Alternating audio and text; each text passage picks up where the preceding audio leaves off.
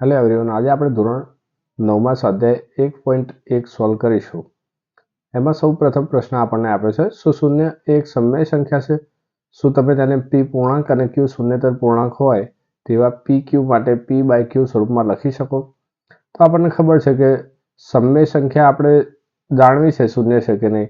તો એ માટે સમય સંખ્યા હોવાની પ્રાઇમ કન્ડિશન શું છે કે સંખ્યા p ભાગ્યા q સ્વરૂપમાં હોવી જોઈએ, જ્યાં q 0 હોવો જોઈએ નહીં, જ્યાં q is not equal to 0. હવે શૂન્ય આપણે આ રીતે લખીએ. હવે આપણે જાણીએ છીએ કોઈ પણ સંખ્યામાં નીચે કશું જ ના હોય તો એક તો લખાય છે, તેથી કહી શકીએ કે શૂન્ય એક સમય સંખ્યા છે. તેથી આપણે અહીંયા લખીશું આન્સરમાં કે આ શૂન્ય, અહીંયા આપણે લખીશું હા શૂન્ય એ એક સમય સંખ્યા છે. તેથી શૂન્યને, કેમ કે શૂન્યને p બાય q સ્વરૂપમાં 0/1 તરીકે લખી શકાય છે. શું લખાય? શૂન્યને p બાય q સ્વરૂપમાં 0/1 તરીકે લખી શકાય છે. તેથી શૂન્ય એક સમય સંખ્યા છે. ઓકે, એના પછી બીજો પ્રશ્ન છે, 3 અને 4 વચ્ચેની 6 સમય સંખ્યાઓ શોધો. તો જ્યારે બી આવા પ્રશ્નો પૂછાય, વચ્ચેની 6 સમય સંખ્યાઓ, 5 સમય સંખ્યાઓ, તો ત્યારે શું કરવાનું? બે સમય સંખ્યા 3 ગમે તેટલો આંકડો આપ્યો આપણને, તો 6 છે તો 6 વત્તા 1 બરાબર 7 થાય. ઓકે, અહીંયા સાઈડમાં કરી લઈએ આપણે, 6 + 1 = 7.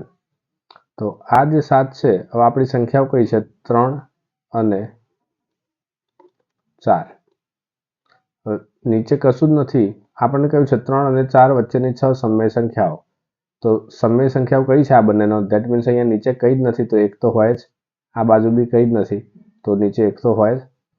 હવે શું કરીશું આપણે કે અહીંયા જે 7 લાયા છીએ, આ 7 વડે ઉપર નીચે બંને બાજુ ગુણી દઈશું. 3 × 7 અને આ બાજુ 1 × 7. એ જ રીતે અહીંયા 4 × 7 અને 1 × 7. તો શું થશે આનું? 7 તરી 21 અને 7 એકા 7 અને 4 સીતા 28 / 7 એકા 7. બરોબર. તો આ બે સંખ્યાઓ આપણને મળી, 21/7 અને 28/7. આ બંને સંખ્યાઓ મળી. હવે 21/7 અને 28/7 વચ્ચે આવતી સમય સંખ્યાઓ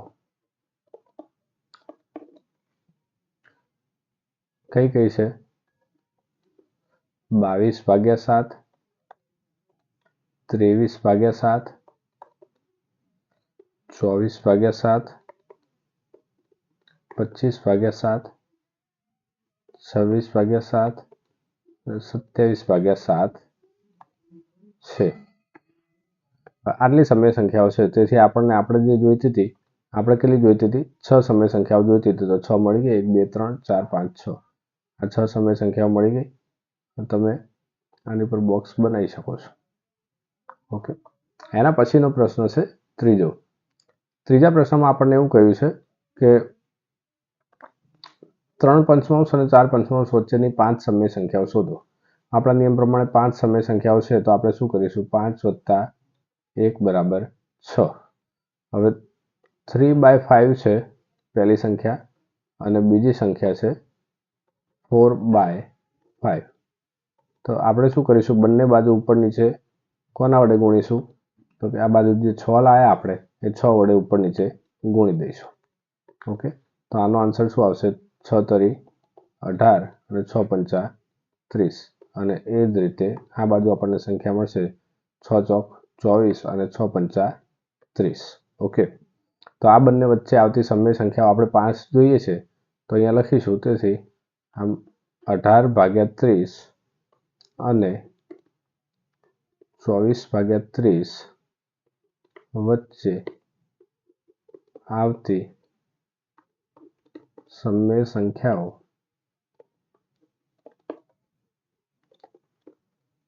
કઈ છે? 18 પછી આવશે 19/30, 20/30, 21/30, 22/30, 23/30 છે. તો આમ આપણને આ બંને વચ્ચે આવતી 5 સમય સંખ્યાઓ મળી જાય. હવે એના પછી પ્રશ્ન છે, નીચેના વિધાનો સત્ય છે કે અસત્ય? કારણ સહિત ઉત્તર આપો. તો આપણને પહેલા વિધાનમાં કહ્યું છે દરેક પ્રાકૃતિક સંખ્યા એ પૂર્ણ સંખ્યા છે. તો આ વિધાન કેવું છે?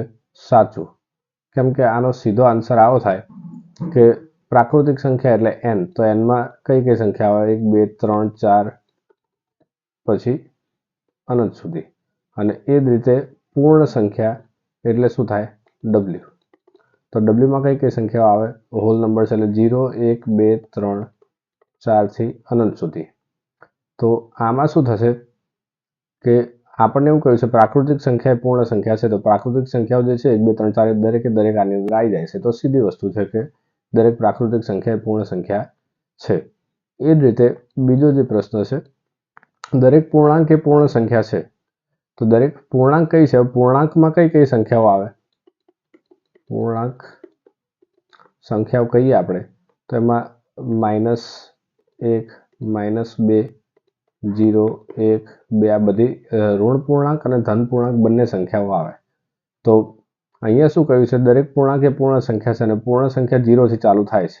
તેથી આ વિધાન કેવું થશે? ખોટું. કેમ કે પૂર્ણાંક સંખ્યા -2, -1, -3 આ બધી જે સંખ્યા છે એ પૂર્ણ સંખ્યા નથી. ઓકે. એના પછી ત્રીજો પ્રશ્ન છે આપણો કે દરેક સમય સંખ્યા એ પૂર્ણ સંખ્યા છે. તો સમય સંખ્યાની આપણને વાત ખબર છે. હમણાં શું જોયું આપણે? p/q is not equals to 0. આ રીતની કોઈ સંખ્યા હોય તો એ સમય સંખ્યા કહેવાય. બરોબર. તો અહીંયા આપણને આપ્યું છે દરેક સમય સંખ્યા એ પૂર્ણ સંખ્યા છે. તો આ બી વિધાન કેવું થશે? ખોટું. કેમ કે પૂર્ણ સંખ્યા આ રીતે હોય 0, 1, 2, 3, 4.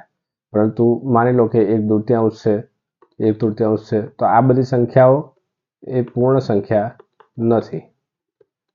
આ બધી સંખ્યાઓ કેવી સંખ્યા નથી? પૂર્ણ સંખ્યા નથી, પરંતુ સમય સંખ્યા છે. પરંતુ કેવી સંખ્યા છે? સમય સંખ્યા છે. તેથી આ વિધાન કેવું છે? ખોટું. ઓકે. આ સાથે આ સ્વાધ્યાય પૂર્ણ થાય છે. તમારે બીજા કોઈ સ્વાધ્યાયનો વિડીયો જોઈતો હોય તો કમેન્ટમાં જણાવજો.